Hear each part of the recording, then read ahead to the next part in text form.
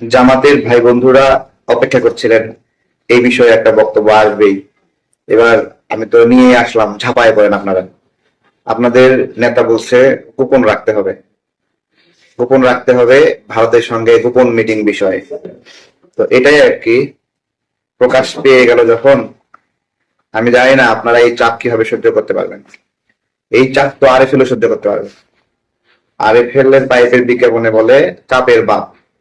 এখন আপনারা তো দিল্লি না ঢাকা স্লোগান দেন, যদিও এই স্লোগান আপনাদের না, এই স্লোগান আমরা প্রথম শুরু করছি, আমরা দেই। এখন আপনারা আমাদের থেকেও জোরে জোরে দিল্লি না ঢাকা স্লোগান দেন। এমনি এমনি গোপন মিটিং করলে এই স্লোগানের কোনো মাহাত্ম থাকে? বলেন। জামাতের বিষয়ে আর কি বলবো, আমি মনে করি তাদের একটা ঘোষণা দেওয়া উচিত যে জামাতে ইসলাম হিন্দ, মানে জামাত ইসলামের যে ভারত শাখা আছে সেই শাখাটার সাথে বাংলাদেশের জামাত ইসলামের সম্পর্ক নাই। ঠিক আছে, ঠিক একইভাবে তাদের ঘোষণা দেওয়া উচিত জামাতে ইসলামের যে পাকিস্তান শাখা আছে সেই শাখার সাথে জামাতে ইসলাম বাংলাদেশ শাখার কোনো সম্পর্ক নাই।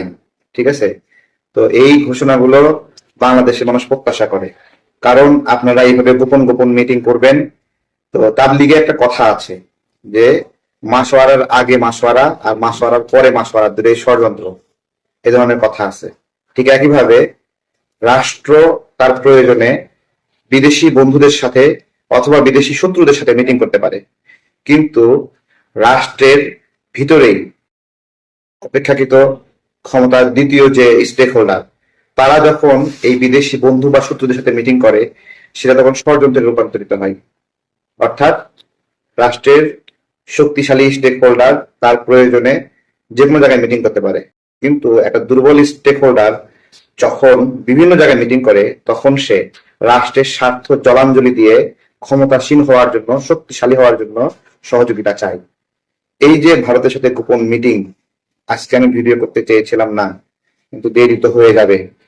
আজকেই প্রথম না, দেখেন আমি খুব কাট বলে দিয়েছি, 28 অক্টোবর, না এটা 28 অক্টোবর না, 28 আগস্ট, 28 আগস্ট জামাত ইসলামের আমির একটা সংবাদ সম্মেলন করলেন।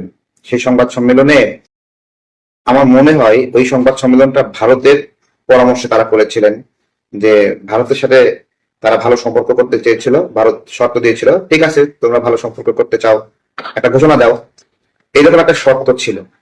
সেই শর্ত অনুযায়ী জামাতের আমির ডক্টর শফিকুর রহমান সাহেব তিনি এমন ভাবে বললেন যে ভারতের সাথে তারা বন্ধুত্ব চান। আরেকটা শব্দ ছিল একই সংবাদ সম্মেলনে, ভারতকে শত্রু মনে করে না জামাত, তারেক রহমান। এই বিষয়গুলো